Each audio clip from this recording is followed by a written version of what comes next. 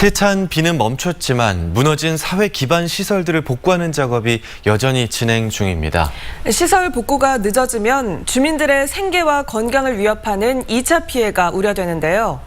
폭우 이후 어떤 대책이 필요한지 호남대학교 김용철 소방행정학과 교수와 살펴보겠습니다. 교수님 안녕하십니까? 네, 안녕하십니까? 네, 교수님 안녕하십니까? 여러 곳이 많은 곳이 피해를 입었는데 그중에 구례는 아예 물에 잠겼다라는 말이 나올 정도로 피해가 컸습니다. 댐 수문을 갑자기 한 번에 열었다든지 이런 적절하지 못한 대처가 피해를 키웠다는 이야기도 있는데요. 우리 교수님 보실 때는 피해 원인 어떻게 보고 계십니까? 기본적으로 예상을 뛰어넘는 강수량을 기록했다라는 것이 이번 피해 발생의 가장 큰 원인이라고 할 수 있습니다. 하지만 여름철의 장마 전선이라든가 태풍 같은 경우는 과거 사례로부터 일정 부분 사전에 예측이 가능하거든요. 이런 점을 고려한다면 이번 홍수 피해 같은 경우는 시시각각으로 변하는 그런 긴박한 상황에 대해서 유연하게 대응하지 못했다라는 점이 좀 피해 확대 요인이라고 설명을 드릴 수 있습니다.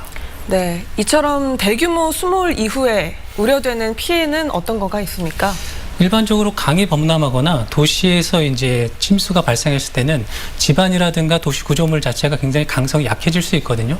이런 경우는 아주 작은 민감한 자극에도 2차적인 추가 피해가 발생할 수 있기 때문에 이런 부분이 굉장히 좀 위험하다라고 설명을 드릴 수 있습니다. 또한 그 풍세 같은 경우는 그 발생 시기가 여름이다 보니까 비가 그치고 난 후에는 고온 다습한 기온이 계속 발생이 되거든요. 이런 경우에는 2차적인 전염병이라든가 이런 것들이 발생할 수 있습니다. 더욱이 올해 같은 경우는 코로나19 사태로 인해서 이런 부분에 대해서 보다 더 세심한 주의가 필요하다고 생각이 되어집니다. 네, 이번에 또 산사태로 큰 인명 피해가 있었는데요. 이런 예상되는 피해들을 막기 위해서 어떤 준비를 좀 당장 조치해야 될까요? 가장 우선적으로는 지금 발생한 산사태에 대해서 피해 복구를 최우선적으로 실시하는 것이 중요하다고 생각이 되어집니다. 하지만 중장기적인 관점에서 본다면 이런 산사태가 발생한 원인에 대해서 명확하게 분석, 조사할 필요가 있습니다. 각 지역마다 똑같은 지질 구조, 지반 구조를 가지고 있지 않기 때문에 동일한 지역 내에서도 다양한 형태의 피해 발생 패턴이 발생할 수 있거든요. 이런 부분에 대해서 면밀한 조사가 필요하고 더욱이 이렇게 산사태가 취약한 지역 같은 경우는 도시 취약지구로 지정을 해서 거주라든가 시설물의 설치를 좀 제한하는 방법들도 제도적으로 고려가 돼야 된다고 생각이 되어집니다. 네, 기상청에서는 이번 이례적인 폭우의 원인이 기후 위기 때문이다라고 이야기를 하는데요. 그렇다면 앞으로도 이런 폭우가 또 발생할 수 있다 이렇게 봐야 할까요? 제 개인적인 생각입니다만 앞으로 이런 자연 재해 재난 같은 경우는 그 발생 빈도나 강도가 훨씬 더 세질 것이다라고 생각을 하고 있습니다. 이런 의견을 드리는 거는 UN 산하기구의 IPCC라는 정부 산하기관이 협약기관이 있거든요. 거기에서 이미 20년 전에 기후 변화를 예측했기 때문에 이런 부분에 대해서 세밀한 주의가 필요하고 더욱이 우리가 생각하는 광주 전남 지역 같은 경우는 이런 도시 특성이라든가 사회 경제 구조의 변화 등을 반영한 종합적인 이제 지역 방제 계획이 수립이 되어야 된다라고 생각이 되어집니다. 네, 그렇군요.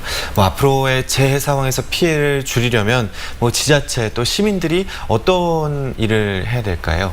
우선 기본적으로 우리가 살고 있는 이 지역이 어떤 재난재해에 어느 정도 취약한지를 파악하는 취약성 평가가 최우선적으로 이루어져야 된다고 생각을 해야 합니다.